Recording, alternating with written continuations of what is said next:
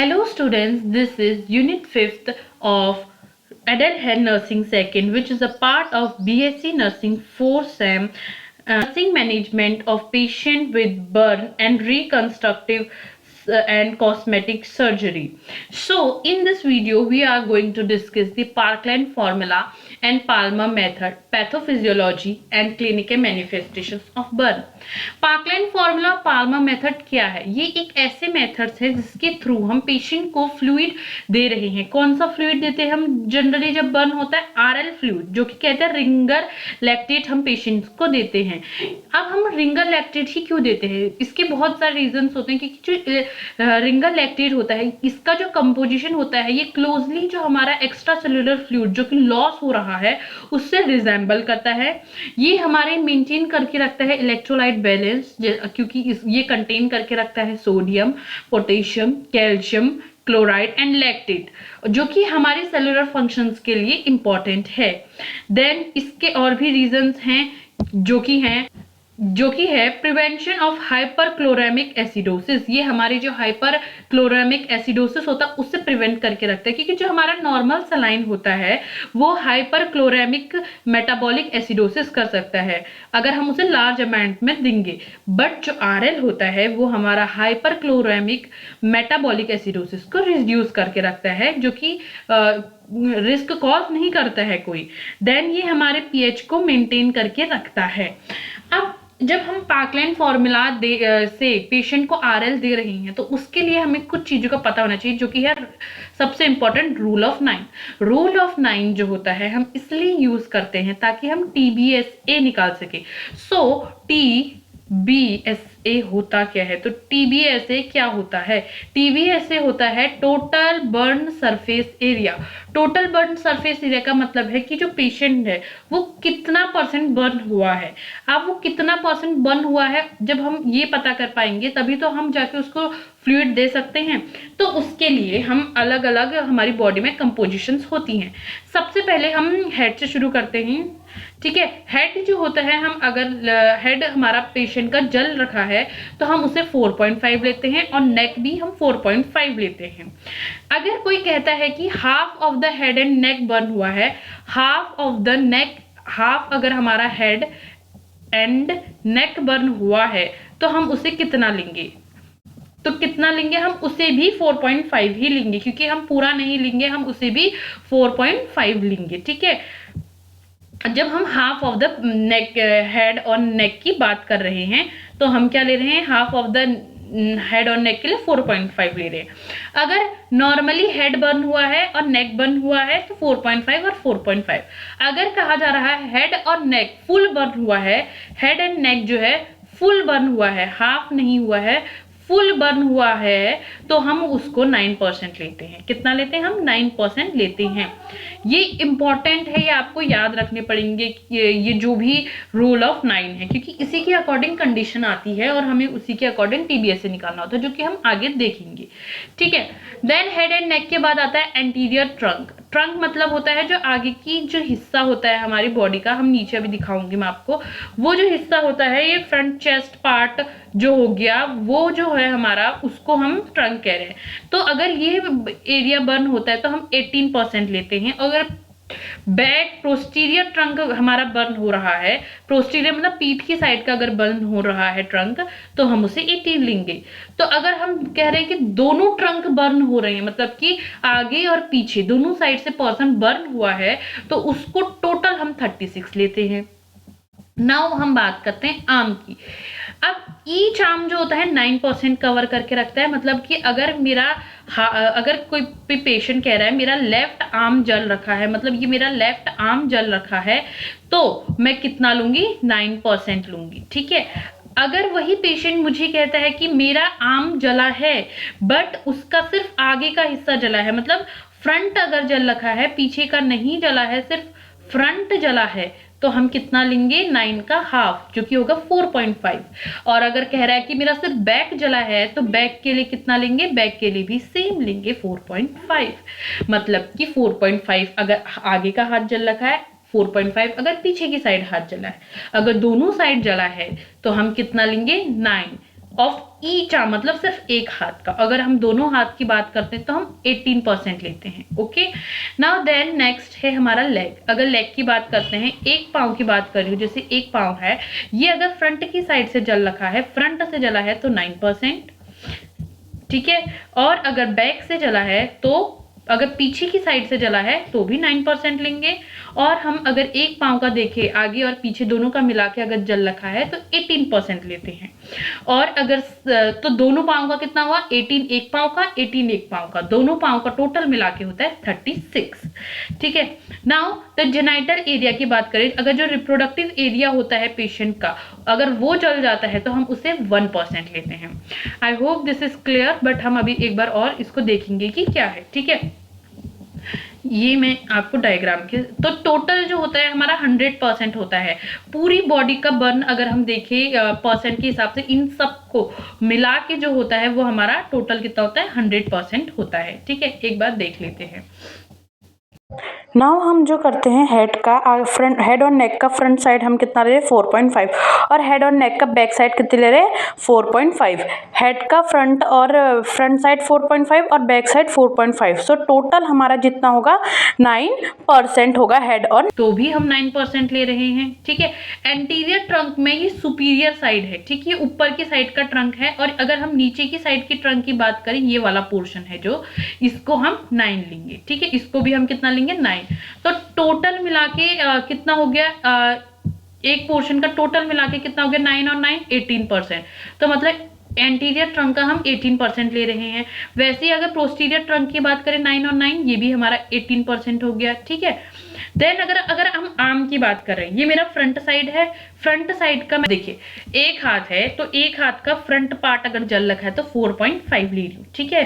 और अगर 4.5 ले लूँ, ठीक है। अगर उसके पीछे साइड का, आगे का नहीं जला है, सिर्फ पीछे का जला है, तो पीछे का कितना लूंगी, वो भी 4.5 लूंगी।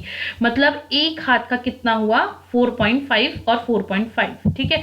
एक हाथ का इन द सेंस कि आगे से भी जला है और पीछे से भी जला है, तो कितना हो गया टोटल, एक हाथ का 9% हो गया। हुआ नहीं हुआ 9%, आगे का और पीछे का दोनों का मिला के 9% हो रहा है, ठीक है। और 9% हो रहा है, ठीक है। वैसे ही दूसरे हाथ का भी होगा, आगे का 4.5 और पीछे का 4.5, तो टोटल कितना हो गया, 9% हो गया।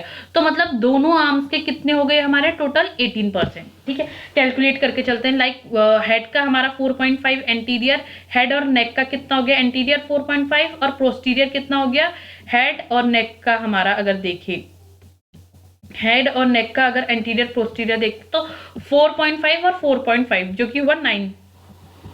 देन हम ट्रंक की बात करें तो ये एंटीरियर ट्रंक में सुपीरियर साइड जो है 9% है, और जो इंफीरियर साइड है, जो नीचे का हिस्सा है, वो भी 9% है। तो टोटल एक एंटीरियर ट्रंक में कितना हो गया, एंटीरियर ट्रंक में हमारा 18% हो गया, ठीक है। एंटीरियर ट्रंक हमारा 18% का हुआ। एंड देन पोस्टीरियर ट्रंक की बात करें तो सेम, इंफीरियर साइड जो है उसकी कितनी है, 9 है, और जो 9 है इंफीरियर साइड, और सुपीरियर साइड कितनी है, 9 है, तो वो भी कितना हुआ, 18% हुआ। देन अगर हम आर्म की बात कर रहे हैं तो एक आर्म कितने का है हमारा, 9 का है। वन आर्म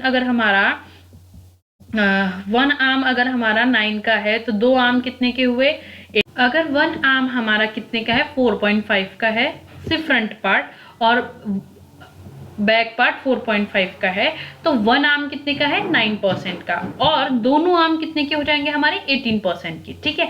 नाउ अगर हम लेग की बात कर रहे हैं, एक लेग अगर हमारा जो है, एक लेग की बात कर रहे हैं, फ्रंट और बैक दोनों को मिला के 18% का है, तो दोनों लेग कितने के हुए, 36 के, ठीक है। कितने के हुए, 36 के। और हमारा 1 किसके लिए देंगे हम, अपने जेनाइटल एरिया के लिए हम देंगे, जेनाइटल पार्ट के लिए 1%, अगर वहां पे बर्न हुआ है तो उसके लिए 1%। और आज जब हम इन सब का टोटल कर रहे हैं तो वो कितना आएगा हमारा, 100 आएगा, ठीक है। अभी हम आगे डिस्कस करेंगे कि हम ये कैसे अप्लाई करते हैं बॉडी पे, ठीक है। एक केस लिए नाउ नेक्स्ट हम देखेंगे पार्कलैंड फॉर्मूला। अब पार्कलैंड फॉर्मूला के थ्रू हम देंगे हमारा रिंगल लैक्टेट। अब रिंगल लैक्टेट देने का फॉर्मूला है कि वॉल्यूम ऑफ आरएल कैसे निकालेंगे, कि कितना हमें जो है आरएल पेशेंट को देना है। तो उसके लिए फॉर्मूला होता है, वॉल्यूम ऑफ आरएल निकालने के लिए फॉर्मूला होता है कि हम पेशेंट को कितना आरएल देंगे। अब वो कितना आरएल किस अकॉर्डिंग देंगे, सबसे पहले तो 4 ml तो हम देंगे ही देंगे, उसके साथ साथ टीबीएसए देंगे, टीबीएसए देखेंगे। टीबीएसए का मतलब है टोटल बॉडी सरफेस एरिया जो बर्न हुआ है, मतलब कि कितना एरिया बर्न हुआ है उसको हम 4 से इंटू करेंगे, देन वेट इन केजी। अब हम ऐसा तो है नहीं कि कितना भी दे देंगे, ठीक है हमारा इतना जल रखा है और इतना हमें 4 ml देना है करके हम कितना भी दे देंगे, नहीं, हमें उसके वेट के अकॉर्डिंग देना है, क्योंकि पेशेंट का वेट वेरी करेगा। क्योंकि किसी का कम होगा तो हम उसे ज्यादा दे सकते हैं, तो उसमें भी प्रॉब्लम्स हो सकती है, इलेक्ट्रोलाइट इम्बैलेंस हो सकता है। और किसी का वेट ज्यादा होगा तो अगर हम उसे कम दे देंगे तो भी उसके लिए वो सही नहीं है, क्योंकि हाइपोवॉल्मिक शॉक में वो उसके बाद जा सकता है। तो अब इसको देने का तरीका होता है कि हम उसे कैसे देंगे। तो सबसे पहले first half of the total volume is given first 8 hours. मतलब कि अगर मेरा जो आरएल हमने ऊपर फॉर्मूले के थ्रू मतलब आरएल निकाला, तो मेरा आरएल निकला जैसे कि 100 ml हमें पेशेंट को देना है, ठीक है। हमें कितना ml हमें पेशेंट को देना है, 100 ml पेशेंट को देना है, ठीक है। ये टोटल वॉल्यूम ऑफ आरएल हमें पेशेंट को देना है। मैं एक एग्जांपल लेके जा रही हूँ, ठीक है, कि 100 ml मुझे पेशेंट को देना है। तो जो फर्स्ट 8 आवर्स होंगे उसमें मुझे हाफ ऑफ द रिंगल लैक्टेट हमें देना है, half of the total volume हमारी 100 थी, उसका हाफ मुझे 8 आवर्स के अंदर देना है। मतलब 8 आवर्स में मुझे कितना देना पड़ेगा, 50 ml देना पड़ेगा। कितना देना पड़ेगा, 50 ml देके जाना होगा। अब जो रिमेनिंग हाफ है, मतलब कि 100 में से 50 मैंने 8 आवर्स के अंदर दे दिया, अब बचा मेरा 50 और अब वो 50 मैं कब दूंगी, जो भी अगले 16 आवर्स होंगे, मतलब अगले 16 आवर्स के लिए मैं बचा हुआ 50 आरएल उसे दूंगी। Remaining half of the total volume to be given over following 16 hour, मतलब वो 16 आवर्स के अंदर 8 आवर के अंदर मुझे 50 देना है, फिर रिमेनिंग 60 आवर के अंदर उसका बचा हुआ हमें देना है, ठीक है। मतलब पूरे टोटल वॉल्यूम में से हाफ हाफ करना है, ठीक है। हाफ मुझे 8 आवर्स में देना है, तो रिमेनिंग हाफ मुझे 16 आवर्स के अंदर कंप्लीट करना है, ठीक है। टोटल मुझे 24 आवर्स के अंदर 100 ml देना है। 100 ml किस अकॉर्डिंग देना है, हाफ मुझे 8 आवर्स के अंदर देना है और हाफ जो बचा रिमेनिंग है मुझे 16 आवर्स के अंदर देना है, ठीक है। द नेक्स्ट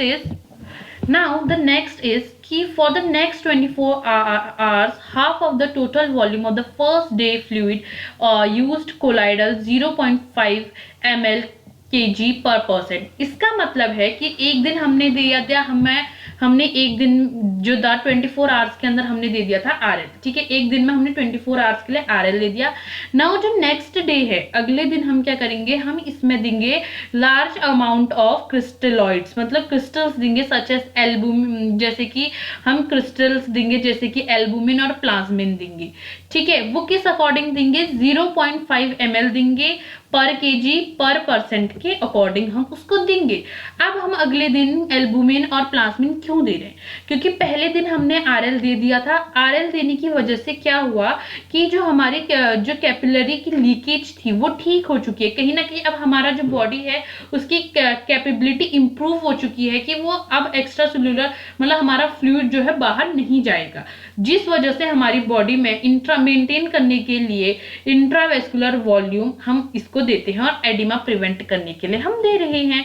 अगले 24 घंटे के लिए हम कोलाइडल सॉल्यूशंस देंगे, किस अकॉर्डिंग, 0.5 ml दे रहे हैं पेशेंट की बॉडी के अकॉर्डिंग और पर परसेंट जो टीबीएसए है उसके अकॉर्डिंग हम उसको देंगे, ठीक है। The next so drop factor क्या है, ड्रॉप फैक्टर है flow of fluid in drop पर मिनट, मतलब फ्लो ऑफ फ्लूइड, जो फ्लूइड है हमारा जो आरएल हम पेशेंट को दे रहे हैं वो पर मिनट इन द सेंस कि 1 आवर्स के अंदर हमारा कितनी ड्रॉप्स पेशेंट को देनी है। लाइक एग्जांपल 100 ml जो है हमने आरएल पेशेंट को देना है, 8 आवर के अंदर हम 50 देंगे, तो 1 आवर के अंदर कितना उसका क्या होगा, फ्लो होगा, ठीक है। 1 आवर के अंदर कितना देना है, तो ड्रॉप पर मिनट के अकॉर्डिंग हम उसको देंगे कि पर आवर में हम इतने ml देंगे, ठीक है, इतने ड्रॉप्स हम पेशेंट को प्रोवाइड करेंगे। देन एडल्ट का ड्रॉप फैक्टर जो होता है हम 16 लेते हैं। वैसे तो ये पैकेज के पीछे लिखा होगा कि जो ड्रिप हमारी होती है उसके पीछे लिखा होता है कि हमें इतना जो है पेशेंट को प्रोवाइड करना है ड्रॉप फैक्टर, ठीक है, वो उस ड्रिप के पीछे लिखा होता है या क्वेश्चन में ये जो होगा गिवन होगा। ड्रॉप फैक्टर हमें 16 पता है या तो आपको दी होगी क्वेश्चन में, ठीक है।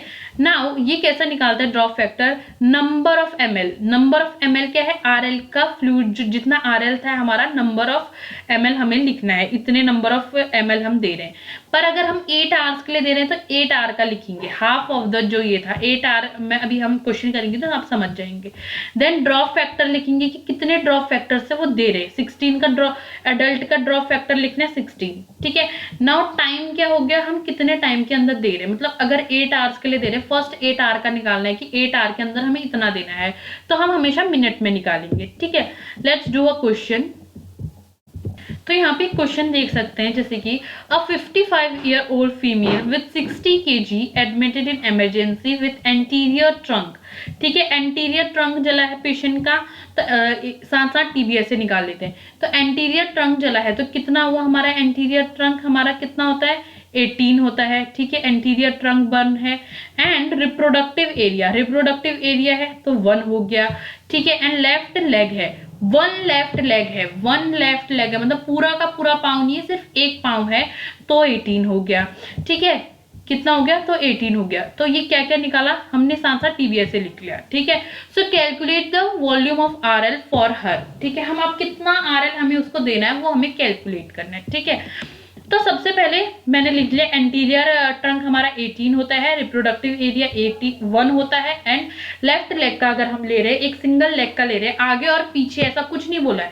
अगर फ्रंट बोलते तो 9 लेते, अगर बैक बोलते तो 9 लेते, बट ऐसा कुछ नहीं बोला है तो हम 18 लेंगे, ठीक है, एक लेग का। टोटल TBS से हमारा 37 निकल गया, ठीक है। वॉल्यूम ऑफ RL निकालने का formula 4 ml into TBS into weight in kg। 4 ml तो लिखेंगे, TBS से हमें पता चल गया 37 है। एंड बॉडी का वेट कितना है? तो बॉडी का वेट कितना है? 60 है, ठीक है, ये हो गया। तो टोटल हम इनको इंटू कर देंगे, 4 ml इंटू 37 इंटू 60 कर देंगे, जो कि टोटल आएगा हमारा 8880 ml हम उसको देंगे। पेशेंट को कितना वॉल्यूम ऑफ RL देंगे? 8880 ml हम उसको वॉल्यूम देंगे, मतलब इतना RL देंगे। तो वॉल्यूम ऑफ RL हमने निकाल दिया, अब हमें उसको देना है, पेशेंट को देना भी है, ठीक है। तो अब 24 आवर्स के लिए ये रहा, ठीक है, 24 आवर्स के लिए है, ये 24 आवर्स के लिए है। कितने के लिए? 24 आवर्स के लिए, मतलब एक दिन के लिए हमने ये डिसाइड कर लिया है। तो टोटल वॉल्यूम कितनी थी? टोटल वॉल्यूम थी 8000 कितनी थी? 880, ठीक है, 880 थी, ठीक है। अब इसका हाफ हम करेंगे, हाफ हम 8 आवर्स के अंदर देंगे और रिमेनिंग हाफ हम 16 आवर्स के अंदर देंगे। तो हाफ में कितना देंगे हम? 4440 ml और रिमेनिंग हाफ में कितना देंगे? 4040 ml, ठीक है।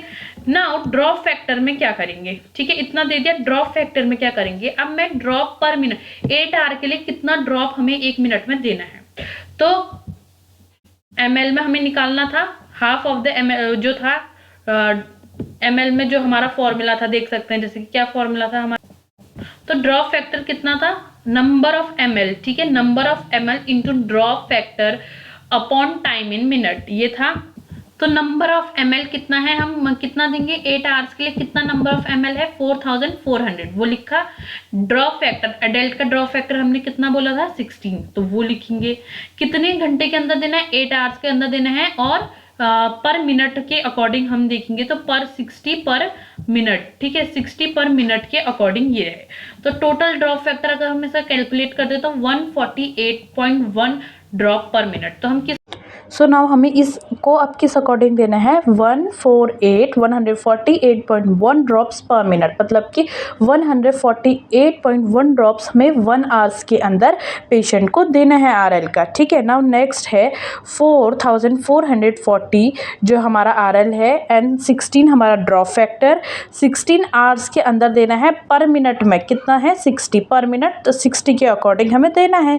तो हमारा ड्रॉप फैक्टर निकल के आता है 74 ड्रॉप्स पर पर मिनट, ठीक है। तो 16 आवर्स के लिए हम कितना देंगे पेशेंट को, 74 ड्रॉप्स देना है, ठीक है। कितना देना है, 74 ड्रॉप्स हमें पेशेंट को देना है पर आवर्स के अंदर, मतलब कि पर आवर के अंदर हमें 74 ड्रॉप्स देना है पेशेंट को, मतलब 1 घंटे के अंदर हमें इतना देना है पर मिनट के अकॉर्डिंग, ठीक है।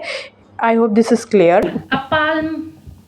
पाल्मर रूल क्या है, रूल ऑफ पाम्स और इन बर्न।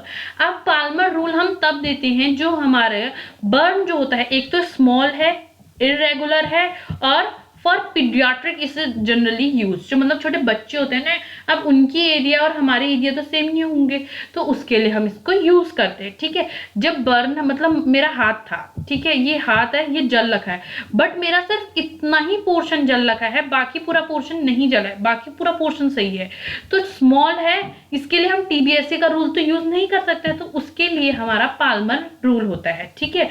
ये स्मॉल या फिर कोई इरेगुलर बर्न है या पीडियाट्रिक के लिए इसे यूज करते हैं। अब इसमें जनरली होता, अब इस वाले में होता क्या है, तो इसमें सबसे पहले यूज क्या किया जाता है, compare the burn area to the patient's palm size. अब इसको, ये जो बर्न का एरिया है, इसको हम पाम के थ्रू, जो हमारा हाथ होता है हथेली, उसके थ्रू इसको हमें मेजर करना है, ठीक है। हमें ये देखना है कि कितनी पाम्स कवर कर रहा है बर्न, उस अकॉर्डिंग हम लेते हैं।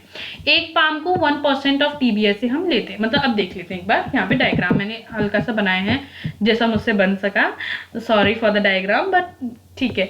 नाउ द पीडियाट्रिक के लिए अगर हम देख रहे हैं तो किस अकॉर्डिंग लेंगे, अगर हम फिंगर्स को इंक्लूड करके हमारा हाथ लेते हैं, इस तरह से अगर हम फिंगर्स को इंक्लूड करके पूरा हाथ ले रहे हैं, इस पूरे हाथ को ले रहे हैं, पूरा का पूरा हाथ ले रहे हैं, तो उसको हम क्या कहेंगे, अगर पूरा का पूरा हाथ इस तरह से, एक पूरा हाथ मैंने लिया है अपना, तो वो क्या हो गया, मेरा 1% बर्न हुआ है पीडियाट्रिक के लिए, ठीक है। मेरा पूरा हाथ अगर उस पेशेंट के बर्न के एरिया में, मतलब इतना, मतलब एरिया बर्न हुआ है और ये पूरा हाथ इसको कवर कर रहा है, तो मैं, ये बर्न है, ये पूरा का पूरा हाथ जो पाम है, पूरा हाथ उसको कवर कर दे रहा है, तो 1% बर्न हुआ है, ठीक है। एंटायर पाम सरफेस कवर कर रहा है, तो अगर सिर्फ छोटा सा बर्न है उस पीडियाट्रिक बच्चे के लिए, ठीक है, छोटा सा बर्न है इतना सा, तो हम जो होंगे अपने ये वाले पाम को इंक्लूड करेंगे। इसमें हम फिंगर्स इंक्लूड नहीं कर रहे हैं, ठीक है, इसमें फिंगर्स इंक्लूड नहीं कर रहे क्योंकि छोटा बर्न है, तो हम उसको 0.5 लेंगे, ठीक है, उस अकॉर्डिंग हम उसको टीबीएस से देंगे, ठीक है, 0.5 है। बट अगर हम बात करें अडल्ट की, अगर उसके जो पूरा हाथ है फिंगर के साथ अगर पूरा जल रखा है, ये पूरा एरिया जला है, ठीक है, और ये मेरी पूरी फिंगर्स उसे कवर कर ले रही हैं, तो उसको हम 0.8 लेंगे। पीडियाट्रिक के उसमें हम 1 लेंगे, बट अडल्ट के उसमें हम 0.8 लेंगे, ठीक है। बट अगर वो जो बर्न है वो छोटा है और मेरे सिर्फ पाम तक आ रहा है, तो मानो ये बहुत छोटा बर्न था, ठीक है, तो मेरा जो इतना सा एरिया कवर कर पाया है, तो वो 0.5 लेंगे उसे, ठीक है, जैसे पीडियाट्रिक के उसमें सेम था, बट जब इंक्लूड कर रहे हैं हम फिंगर्स को, तो दोनों में अलग है, इसमें 0.8 लेंगे, बट इस वाले में हम कितना लेंगे, 1% लेंगे। I hope this is clear to you. Now the next is, हम जो बात करेंगे important thing is pathophysiology of burn. अब बर्न होता है तो कैसे उसकी पैथोफिजियोलॉजी है, ठीक है। Now burn wounds occur when the contact, simple सी बात है, बर्न कैसे अकर होगा, जब हमारा कांटेक्ट होगा किसके साथ, किसी भी बिटवीन, जो किसी भी हीट या फिर केमिकल, इलेक्ट्रिकल, मतलब due to the etiological causes, जो भी हमारे इटियोलॉजिकल कॉजेस थी उनकी वजह से हमारे क्या होगा, कांटेक्ट होगा हमारे टिश्यूज का किसके साथ, वो एनर्जी सोर्स, एनर्जी सोर्स क्या है, जो हीट है, जो केमिकल है, जो हमारे बर्न कॉज कर रहा है, उसके साथ जब हमारे टिश्यू कांटेक्ट में आ रहे हैं, तो ये अकर हो रहा है, ठीक है। तो ड्यू टू इटियोलॉजिकल फैक्टर, ठीक है, जैसे कि ब्रैकेट में लिख सकते हैं हीट, केमिकल्स, इलेक्ट्रिकल, ठीक है। अब इसकी वजह से क्या होगा, हमारा लोकल इफेक्ट होगा, और इसकी वजह से influence by the intensity of energy duration. अब ये कैसे इफेक्ट करता है, हम सभी को पता है कि सबसे पहले तो इंटेंसिटी, बर्न कैसे होगा की इंटेंसिटी कितनी थी, उसका जो बर्न हुआ था उसकी इंटेंसिटी कितनी थी, ठीक है, ड्यूरेशन, हम कितनी देर तक उसके एक्सपोजर में थे, कितनी देर तक वो हमारे पास रहा, उसकी वजह से इंजरी कॉज होगी, ठीक है। सबसे पहले हुआ कि ड्यू टू इटियोलॉजिकल कॉजेस जो भी हमारे थे उसकी वजह से हम उसके इन्फ्लुएंस्ड करा, उसने हमारी लोकल इफेक्ट किया, लोकली इफेक्ट किया, या कि सिस्टमिक इफेक्ट भी होता है, लाइक हमारे लंग्स में कॉज हुआ है, कहाँ हुआ है, उस वजह से हमारी ड्यूरेशन और ये सब मैटर करता है। देन हम उसके बाद जैसे ही वो बर्न अकर होता है, immediately after burns there increase in blood flow, हमने इन्फ्लामेशन में भी पढ़ा, अगर कहीं पे इंजरी हो जाती है तो वहां पे क्या होना, ब्लड फ्लो इंक्रीज होने लग जाता है। क्यों ब्लड फ्लो इंक्रीज क्यों हो रहा है, क्योंकि वेसो डायलेशन अकर हो रहा है, क्योंकि हमारे वेसल्स डायलेट हो जाते हैं जिस वजह से ब्लड फ्लो इंक्रीज हो जाता है। उस कहाँ पे इंक्रीज होगा, जहाँ पे हमारा वुंड है, ठीक है। अब इसी के बाद हमारे वेजो एक्टिव सब्सटेंस रिलीज होंगे, जस्ट लाइक इन्फ्लामेशन, हमारे वेजो एक्टिव सब्सटेंस रिलीज होते हैं वहां पे, कहाँ पे, जहाँ पे बर्न टिश्यू होंगे, ठीक है। वेजो एक्टिव जो सब्सटेंसेस होते हैं, वेजो एक्टिव सब्सटेंसेस मतलब क्या होता है, हमारे जो भी हमारे ब्लड वेसल्स में हमारे जो एक्ट कर रहे हैं, जो हम केमिकल्स जो होते हैं वो एक्ट कर रहे हैं, जैसे जो वैसो कंस्ट्रक्शन कर रहे हैं या वैसो डायलेशन कर रहे हैं, तो वो हमारे वेजो एक्टिव सब्सटेंसेस होते हैं, ठीक है। वो आकर होंगे बर्न टिश्यूज के वहां पे, जिसकी वजह से इंक्रीज होगी कैपिलर परमिबिलिटी। ये क्या है, हमारी ब्लड वेसल्स हैं, इनकी परमिबिलिटी लूज होने लग जाएगी, जिससे जो फ्लूइड है वो बाहर आने लग जाएगा, ठीक है। जिसकी वजह से क्या होगा,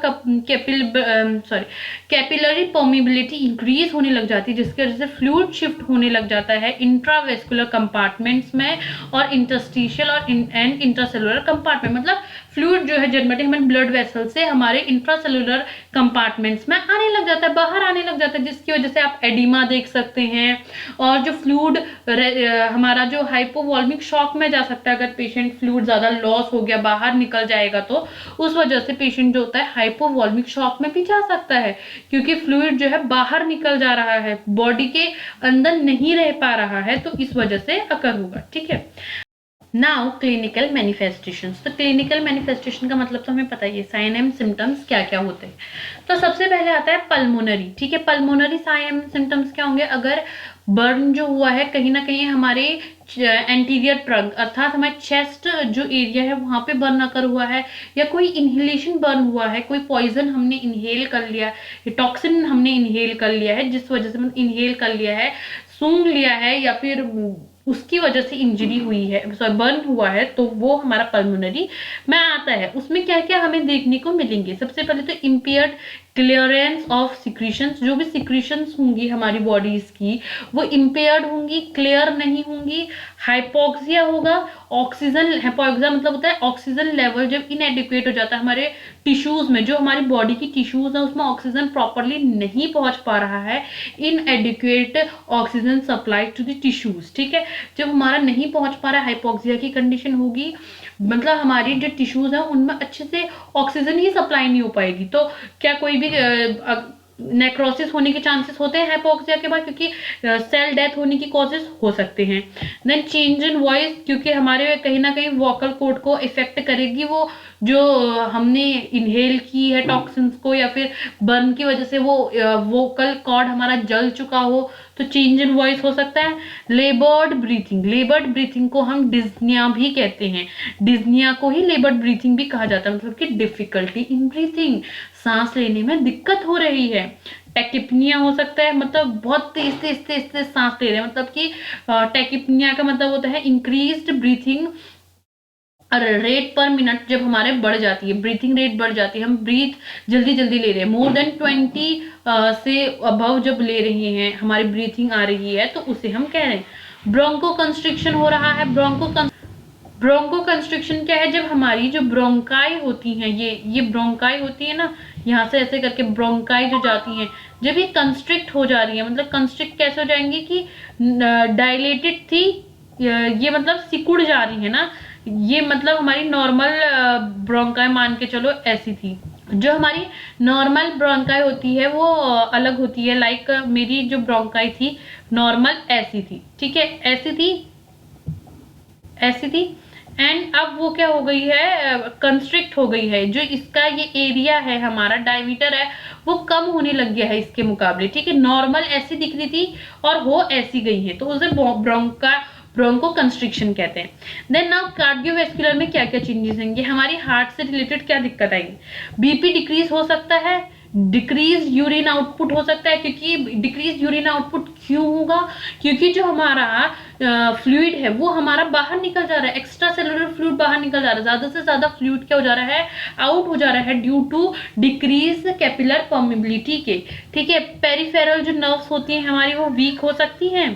पेरिफेरल पल्स हमारी जो भी एक्सट्रीमिटीज में जितनी भी पल्सेस होती हैं वो हम पेरिफेरल पल्सेस कहते हैं, जितनी भी 10 साइट्स होती हैं हमारी पल्सेस की, राइट, तो वो हमारी पेरिफेरल पल्सेस हो गई। देन सप्रेस कार्डियोवैस्कुलर एक्टिविटी, जो हमारी हार्ट की एक्टिविटी थी कहीं ना कहीं डिक्रीज हो जाएगी, कार्डियोवैस्कुलर एक्टिविटी हो जाएगी। देन और क्या क्या हो सकता है, टैकीकार्डिया हो सकता है। हाँ, टैकीकार्डिया होगा, क्यों? क्योंकि अगर किसी के साथ ऐसा इंसिडेंस होगा तो उसकी हार्ट रेट इंक्रीज होगी। हार्ट रेट इंक्रीज होना ही टैकीकार्डिया होता है फॉर शॉर्ट ड्यूरेशन, बट उसे डर लगेगा, उस वजह से हार्ट रेट इंक्रीज हो रही है ना। पेन होगा, एडिमा होगा। पेन क्यों हो रहा है? क्योंकि प्रोस्टाग्लैंडिन रिलीज होने की वजह से, जो पेन कॉज करता है उसकी वजह से। और एडिमा जब हमारा फ्लूइड फिल हो जा रहा है उसमें, तो उस वजह से क्या हो रहा है, एडिमा हो रहा है, एक जो कैपिलरी परमेबिलिटी है उसके डिक्रीज होने की वजह से। So that's it for today, students, and I hope you like this video.